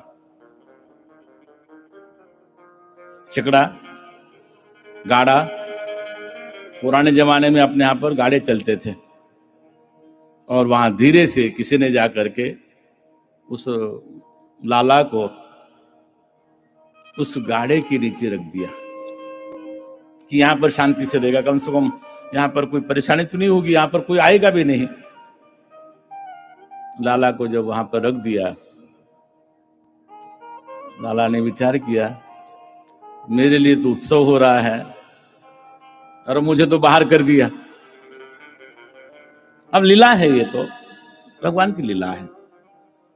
और वहां पर उस गाड़े पर, उस छकड़े पर जो लोग, जो वस्तु जो अपने काम की नहीं होती थी, जो घर में काम नहीं होती थी, मटके है, ये है, वो है, हम लोग को वहां रखते थे, उस पर गाड़ी पे रखते थे। बड़ा भारी हुआ था। वहां के गोपों ने भी एक बार विचार भी किया था कि उसको यहाँ से हटा देवे, परंतु इतना ज्यादा वो भारी था, किसी से हिल ही नहीं रहा था। कहीं छोड़ दो, जो चीज हिलती नहीं है उसको छोड़ दो। भगवान को लगा कि अब मैं अकेला यहाँ पर हूं, अंदर उत्सव कर रहे हैं, तो धीरे से उन्होंने अपने पैरों से एक झटका दे दिया, और जो वहां पर गाड़ी पड़ी थी ना, गाड़ा जो छकड़ा पड़ा था, वो पलट गया। उसमें जो रखे थे बर्तन उर्तन, उससे बड़ी भारी आवाज हुई, सब दौड़े दौड़े बाहर आए और देखा कि यहाँ पर भगवान बालकृष्ण वहां पर सोए हुए हैं और वो हंस रहे हैं, आनंद कर रहे हैं। सब लोगों को लगा कि ये तो बड़ा आश्चर्य है कि ये जो छकड़ा था ऐसे कैसे पलट गया। वहां छोटे छोटे छोकरे घूम रहे थे, देख रहे थे कि यहाँ पर लाला लेटा हुआ है। अरे इसने कहा कि इसने छोटा सा पैर मारा और ये छकड़ा वहां पर गिर गया। लोगों को विश्वास नहीं हो कि छोटा सा बालक, अभी अभी उसका 2-3 महीने का अभी जन्म हुआ है, इससे कैसे हो सकता है। भगवान जब लीला करते हैं तो थोड़ा सा पर्दा डालते हैं, पर्दा डाला था। और फिर इसी प्रकार वो बोलते सिकट भंजन करके, और उसके बाद में एक वहां पर एक राक्षस दूसरा आया, उसका नाम था तृणाव्रत। वो भी भगवान को मारने की कामना से आया। तृणाव्रत का मतलब होता है वायु रूप धारण करके वो राक्षस आया, और वो चक्रवात बन करके आया। उसने सोचा कि मैं आज इस बालकृष्ण को उड़ा के ले जाऊंगा आकाश में और वो यही समाप्त कर दूंगा। वायु रूप धारण करके आया, मैया दूध पिला रही थी और थोड़ा सा भगवान भारी हो गए, उनको भगवान को नीचे रख दिया। और उस तृणाव्रत ने विचार किया कि अब अच्छा अवसर है। उस चक्रवात में उन्होंने, उस राक्षस ने भगवान को लपेट लिया और आकाश में ले गया। जब आकाश में ले गया, भगवान ने कहा कि अच्छा है तुमने एकांत में लाया यहाँ पर। भगवान ने उसके साथ में दोस्ती कर ली। दोस्ती ऐसी की, दो मित्र होते हैं ना, जब चलते हैं कभी, अब शहरों में देखना थोड़ा सा कम देखने लगा, गांव में जो दो लोग मित्र होते थे ना, एक दूसरे के कंधे पर हाथ रख करके, क्यारेक जोयू छे मित्र ने, जेम प्रकाश भाई અને गिरीशભાઈ ક્યારેક આવું ચાલ્યા છો, ચાલશો, ચાલીને बताओ तो आज ने जो मित्र होता है, उन्होंने मित्र भाव प्रकट किया। शत्रु आया मारने के लिए, परंतु उन्होंने, भगवान ने उसको मित्र बनाया, और मित्र बना के उनके गले में, जो तृणाव्रत था उसके गले में हाथ डाल दिया। उसको लगा कि आज मैं कृष्ण को यहीं पर आज समाप्त करूंगा।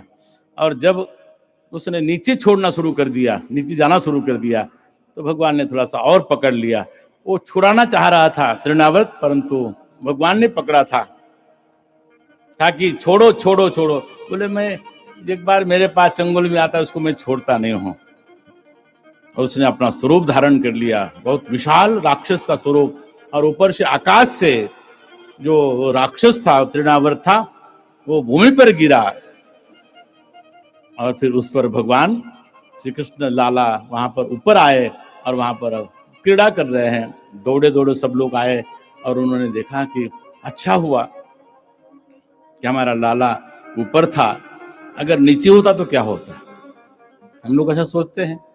भगवान की लीला, और उस समय लीला करते करते भगवान ऐसी अनेक प्रकार की लीला करते हैं। लीला नित्य निरंतर चलने वाली है। जब जब भी आप भागवत श्रवण करेंगे, जब जब आप शास्त्र को श्रवण करेंगे, तो उन्हीं की लीला है, और भक्त हमेशा उस लीला का गान करते हैं। और भक्त भी और साथ साथ संत भी उस परमात्मा का ही लीला विग्रह हो, तात्विक स्वरूप हो, ये उनका गान करते रहते हैं। और ऐसे ही हमारे आज यहाँ पर विशेष रूप से पधारे हुए आप सबके आमंत्रण पर, मेरे विशेष रूप से आग्रह पर हमारे स्वामी नित्यानंद जी महाराज यहाँ पर पधारे हैं। पहले तो उनका स्वागत तालियों के द्वारा।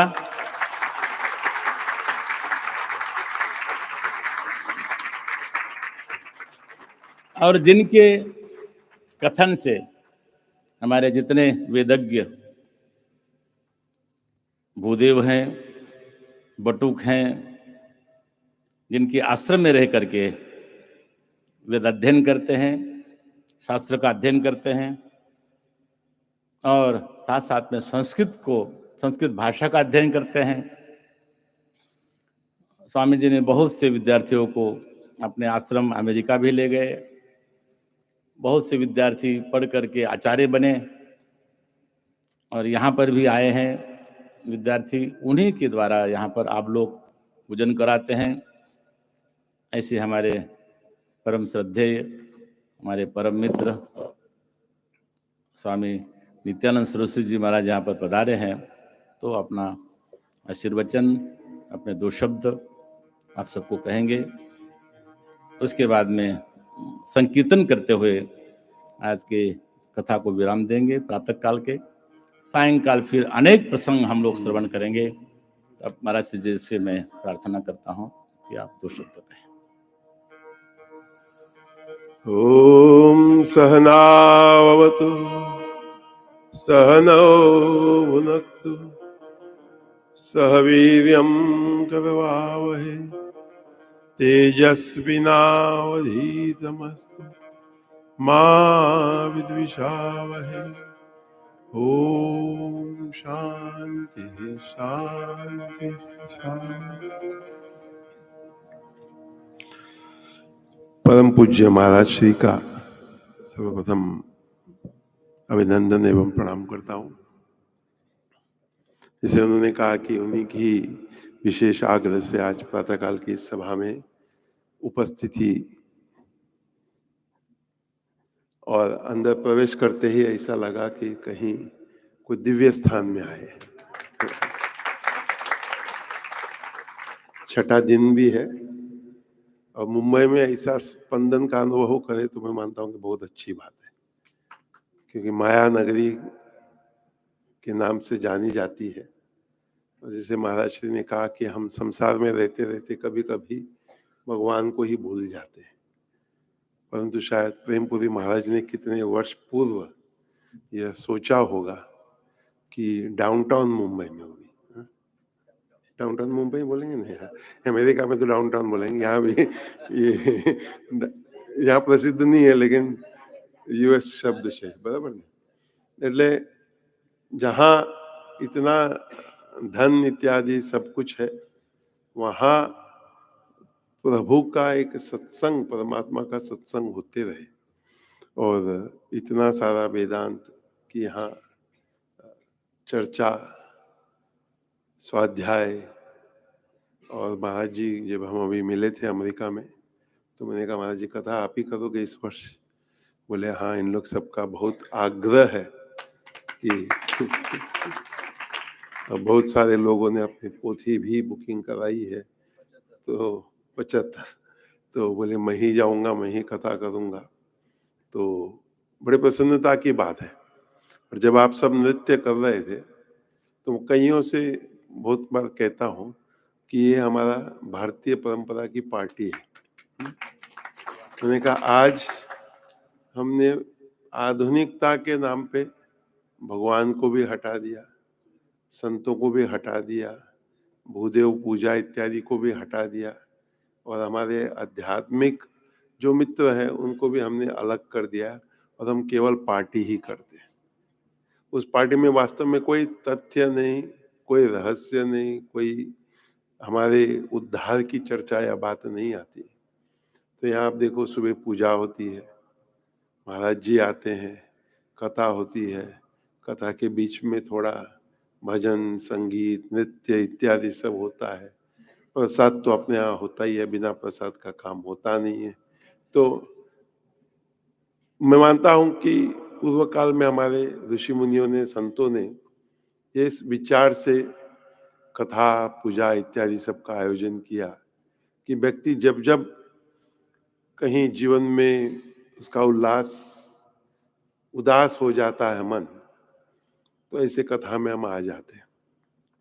और कथा में आते हैं तो मैं भी, महाराज जी ने मुझे कहा था 9 बजे के बाद आना, तो मैं उठ गया, मैं तैयार हो गया, और फिर मैं बोला चल देते हैं। मुझे वास्तव में विश्वास भी नहीं हुआ कि बम्बई में 20-25 मिनट में जूहू से प्रेमपुरी पहुंच जाऊंगा। तो जब यहाँ पास पहुंचा तब मैंने महाराज जी को फोन किया कि मैं महाराज जी बस अभी 5 मिनट में आ रहा हूँ। तो महाराज जी बोले आ जाओ, क्योंकि मुझे लगता है कि कथा में बैठना भी चाहिए। और एक्चुअली पिछले 1.5-2 घंटे में कहाँ था मन, कहाँ शरीर है, कुछ पता ही नहीं कि बम्बई में हूँ, प्रेमपुरी में हूँ, महाराज जी को देख रहा हूँ, सुन रहा हूँ। और कथा के बीच में आना मुझे अच्छा भी नहीं लगता। फिर कथा का जो एक प्रवाह चलती है, फिर कथा जो भी व्यासपीठ पे होते हैं उनको रोकना पड़ता है। तो मैंने सोचा पहले ही जाके बैठ जाते हैं, थोड़ा रस, भागवत का रस पीना चाहिए, ऐसे सुनते हैं हम। तो मैंने कहा कहीं कुछ रस का असर आपने भी हो जाए। आम रस का अलग होता है, भागवत का अलग होता है। और सच में कहता हूँ, मैं सभी से कहता हूँ कि मैं भी महाराज जी के आग्रह पर बहुत, मेरे अक्टूबर से पीछे पड़े थे कि अमेरिका आओगे। मैं टालता रहा। फिर एक दिन सोचा कि चलो महाराज जी बोले हैं, तो पहली बार अमेरिका 10 दिन जा करके आया हूँ मैं। Short trip. महाराज जी पहले ऐसे करते थे, हालांकि इस बार महाराज जी 20 दिन के लिए गए और पूरी यात्रा करके आया। और पिछले रविवार से इस शुक्रवार तक 5 दिन बहुत बैक टू बैक बहुत कुछ करके आया। और शुक्रवार शाम को 5:30 बजे मगोद वलसाड़ पहुंचा, और आश्रम के गेट नंबर 1 के बाहर हमारा टायर पंक्चर हुआ। मैंने कहा फट से गाड़ी अंदर डाल दो और अपनी जगह खड़ा कर दो। तो मैंने सोचा वास्तव में जब हम भगवान को पकड़ कर चलते हैं ना, मुझे यात्रा में कहीं किधर भी कुछ भी कष्ट नहीं हुआ। लोग कई बार बोलते हैं ना, प्लेन चूक गया, प्लेन लेट हो गया, ट्रेन ये हो गया। कहीं भी मैं मानता हूं कि ये जो हम कथा में बहुत सारी बातें सुनते, जैसे अभी महाराज जी ने आपसे कहा कि उत्सव मनाते मनाते जिसके लिए हम उत्सव मनाते हैं उसको हम अलग कर देते हैं, और हम सोचते हैं कि उसको क्या पता है। पता उन्हीं को सब कुछ है, और उन्हीं को अगर हम बीच में रखकर चलते हैं तो मैं मानता हूं कि वास्तविक हमारा जीवन का कल्याण हो जाता है। तो मैं मानता हूं कि बड़ी प्रसन्नता की, खुशी की, आनंद की बात है कि हमारा सभी का जीवन ऐसे ही सत्संग के माध्यम से सफल हो जाए। और मैं यह भी कहूँगा, कुछ आप समझो, कुछ नहीं समझो, आके बैठ जाओ। और मैं विश्व भर में लोगों से कहता हूँ, सत्संग में सबसे बढ़िया विश्राम और निद्रा मिलता है। ध्यान की बात अलग है लेकिन जो वास्तविक जो एक विश्राम चाहिए ना, आराम चाहिए, जो अपन बोलते हैं ना, नींद की गोली से भी नहीं मिलती। और जब इतने जोर से हमारा तबला बज रहा है, मंजीरा बज रहा है, भजन हो रहा है, उसमें आप सोचो कि आप मस्त हो गए हो। एक वो मस्ती है प्रभु की, परमात्मा की, और एक विश्राम की मस्ती। और मैं अनुभव से ये कहता हूँ, हाँ मैं मतलब महाराज जी की कथा में आज ऐसे नहीं किया, हालांकि जेट लैग बीच बीच में तंग कर रहा था, लेकिन मैंने कहा नहीं, ऐसा कहीं झपकी नहीं लग जाए। लेकिन महाराज जी ने भी रंग बनाकर रखा।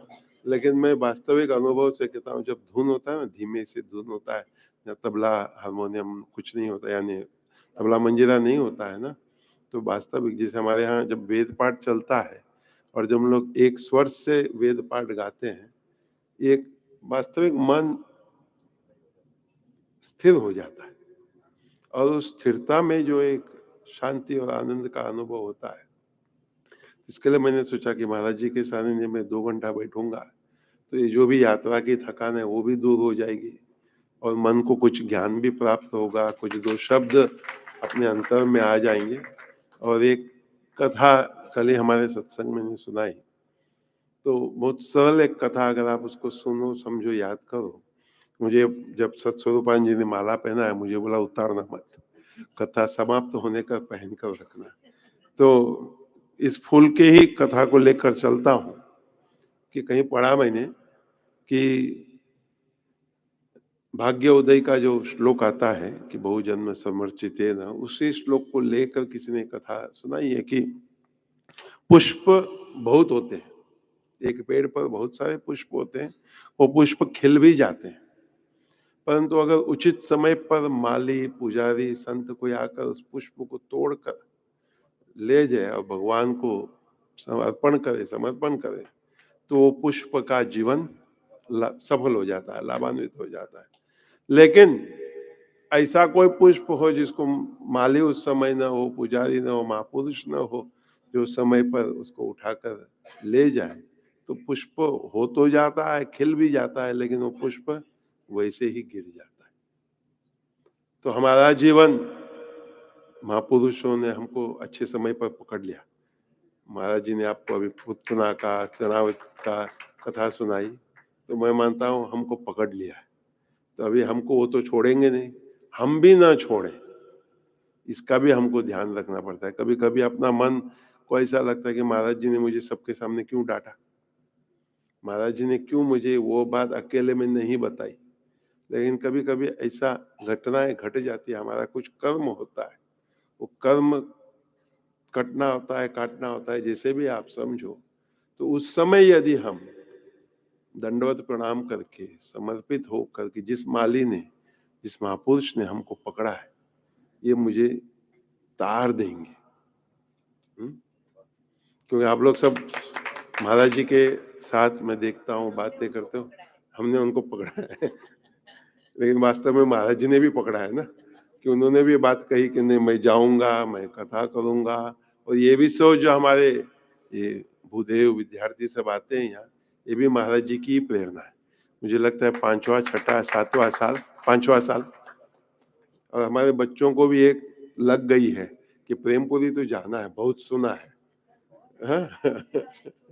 डांस तो बहुत करते हैं, आज भी सुबह उसको देख रहा था मैं, रोहित को, जब आप लोग सब यहाँ डांस कर रहे थे, वो मुझे नहीं देख रहा था, तो मैं जानबूझ के उसको देख रहा था कि तू नाच नहीं रहा है। तो जैसे महाराज जी ने कहा, हमारा एक ही प्रयास है कि इनको सज्जन बनाए, और कहीं कोई महापुरुष बन जाए तो हमारे लिए प्रसन्नता की बात है।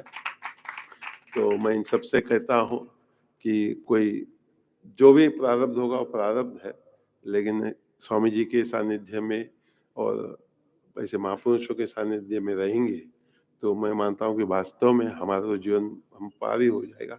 लेकिन दूर दूर कहाँ कहाँ से आए, और मैं इनसे कहता भी हूँ कि आप किस गांव में कहाँ रहते थे, लेकिन कहीं तुम्हारा कुछ बहुजन्म समर्चित है ना, जो अगर हम सोचते हैं कि भाग्य उदय हो गया है कि तुम शांति मंदिर पहुंचे, वहाँ विद्यालय में पढ़ते हो और ऐसे संत लोग मिलते हैं, फिर आप लोग भी जैसे सदगृहस्थ मिलते हैं। कि मैं गृहस्थों से कहता हूँ कि आपके भी दायित्व बनता है कि कोई ऐसे अगर मार्ग पे लगा है तो उसको आप प्रेरणा दो कि आप इस मार्ग पर चलते रहो, क्योंकि आपके यहाँ तो संत लोग आते ही हैं। तो संतों से जैसे आप आशीर्वाद लेते हैं, तो मैं मानता हूँ कि कोई अच्छा सज्जन मिले तो उसको भी आप प्रेरणा दो कि तुम इस आध्यात्मिक मार्ग पर चलो और ऐसी कथा, ऐसे स्वाध्याय, ऐसे सत्संग करो। क्योंकि हमको यहाँ प्रेमपुरी में बैठे लगता है कि बहुत सत्संग होता है, लेकिन मैं मानता हूँ कि भारत में और भी बहुत जगह ऐसी हैं जहाँ सत्संग की आवश्यकता है। मैंने तो इनसे कहा कि जहाँ जहाँ आपको आश्रम मिले, मंदिर मिले, मठ मिले, वहाँ वेद पढ़ो, वहाँ सत्संग करो, स्वाध्याय करो, ताकि हमारी जो भूमि की एक विशेषता है, मैं मानता हूँ कि जो भी आप विदेश अगर भ्रमण करके आते हो, जब हम भारत लौटते हैं और भारत भूमि के ऊपर हम अपना पैर रखते हैं, तो यहाँ का जो एक स्पंदन है, भले हम कंप्लेंट करें कि ट्रैफिक है, गंदगी है, गर्मी है, सब कुछ है, लेकिन एक अंतरात्मा की जो सुख और शांति का अनुभव हम इस भूमि में करते हैं। महाराज जी भी बहुत घूमे हैं, हम भी बहुत घूमे हैं। एक बार मुझे एक बात कहकर समाप्त करूंगा कि कोई नर्मदा किनारे के कोई इंजीनियर अमेरिका मिले, गायत्री उपासक थे, कैलिफोर्निया में मिले, तो उन्होंने मुझे कहा, स्वामी जी मैं यहाँ आजकल अपने बच्चों के साथ रहता हूँ, लेकिन जो नर्मदा किनारे मैं गायत्री की उपासना करता था गुरु जी के आशीर्वाद से, और जो अमेरिका में है, तो आपको क्या लगता है भेद है? मैंने उनसे उल्टा पूछा कि आपको क्या लगता है भेद है, इसके लिए तो आप मेरे को प्रश्न पूछ रहे हो। तो वो बोले कि जी मुझे तो भेद लगता है। तो मैंने कहा अवश्य में भी ही भेद है, क्योंकि हमारा भारत भूमि कर्म भूमि है। तो मैं बोला कितने महापुरुष कितने जगह बैठकर जप तप करते होंगे, अपने को नहीं पता है। ठीक है, अपने सामने जो आते हैं वो अपने को पता है, लेकिन कितने सारे महापुरुष होंगे हिमालय में या कहीं अन्य स्थानों पर, अपने को पता नहीं। और वो भूमि पर बैठ के जो जप तप करते हैं, उसका स्पंदन इस भूमि के माध्यम से हम तक पहुंचता है। तो आप लोग भी यहाँ 4-4 5-5 माले पर सत्संग करते हैं, तो अपने को नहीं समझ आता है, लेकिन मैं मानता हूँ उसकी दिव्य चेतना सभी जगह जाती है। और ये प्रशंसा मैं आपकी ही करूँगा कि आप गृहस्थ होते हुए भी समय निकाल कर, जब भास्कर जी से 2-3 दिन पहले बात हुई, मैंने कहा लोग आते हैं क्योंकि महाराज जी को तो आना ही पड़ेगा, आपने उनको व्यासपीठ पर बिठा दिया, और आप फ्रंट रो वाले 1-2 को तो आना ही पड़ेगा, क्योंकि आप नहीं आओगे तो महाराज जी को पता चलेगा कि कौन नहीं आया है। वो बोले नहीं, लेकिन लोग आ रहे हैं, कथा का आनंद ले रहे हैं। महाराज जी को सोमवार सुबह है, महाराज जी ने कहा, लेकिन फिर भी तो आए हैं, बैठे हैं, और बहुत अच्छी बात है। और मैं सत्संग में जो भी आता है उनसे एक ही प्रार्थना करता हूँ कि जो विचार आपको पसंद आया वो विचार आप फिर आगे बढ़ाओ अपने मित्रों के साथ, अपने परिवार में। तो वास्तव में महाराज जी की जो कथा है वह सफल होगी, उसको अपने जीवन में उतारो तो बहुत अच्छी बात है। तो पुनः महाराज जी का खूब खूब अभिनंदन और प्रणाम करते हुए ओम शांति शांति।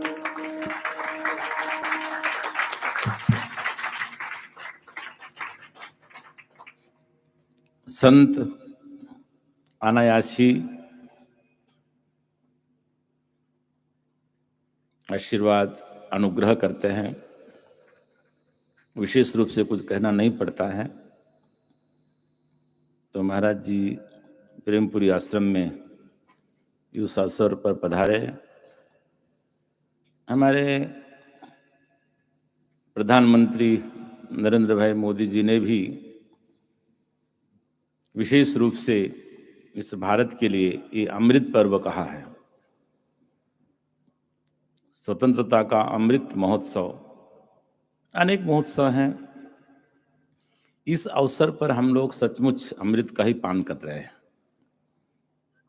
और अमृत जब प्राप्त होगा तभी हम अमर हो सकते हैं, चाहे वो हमारा राष्ट्र हो, हमारा समाज हो, हमारा शास्त्र हो, हमारे धार्मिक स्थल हो। ये अमृत काल है, हम सबको मिलकर के उस अमृत काल का सदुपयोग करना है। और महाराज जी के अथक प्रयास का फल है जो आप यहाँ पर 75 ये जो भूदेव देख रहे हैं, और आज स्वयं आकर के उन्होंने देख भी लिया। अभी अभी वो अमेरिका से आए हैं, जैसे उन्होंने कहा कि इस बार मैं पूछता रहा उनको कि कब आपका कोई कार्यक्रम है, आपका कोई कार्यक्रम है। मैं अमेरिका में था, तब उन्होंने बताया कि मैं एक मैसेज किया, उन्होंने फ़ोन नहीं किया, उन्होंने मैसेज किया और आइटिनरी होती है जो टिकट की, वो भेज दी मेरे को।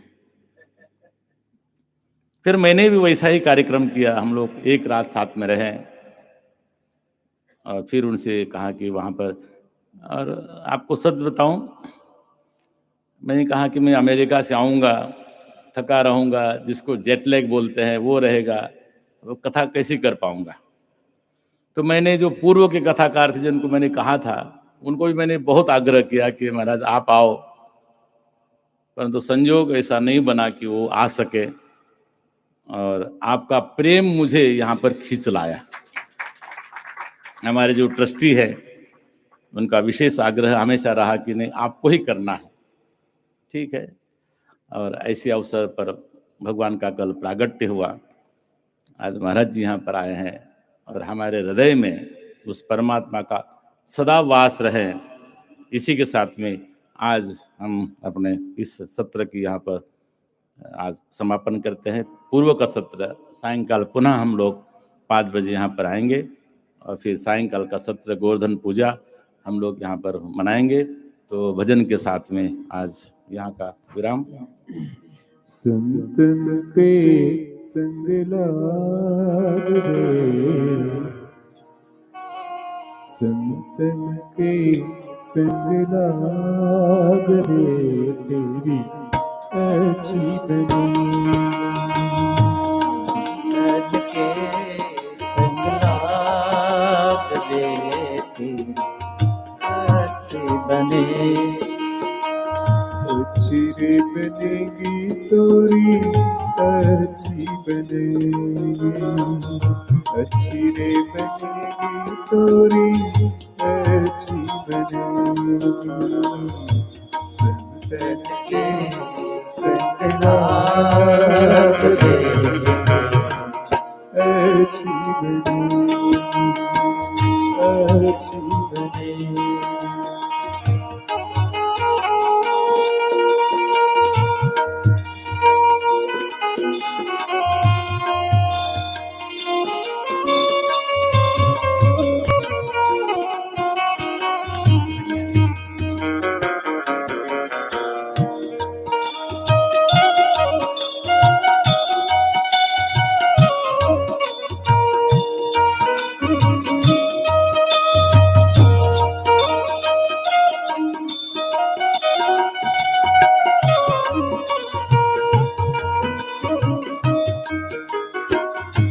हंसन की गति हंस ही जाने, हंसन की गति हंसन जाने। हंसन की गति हंस ही जाने।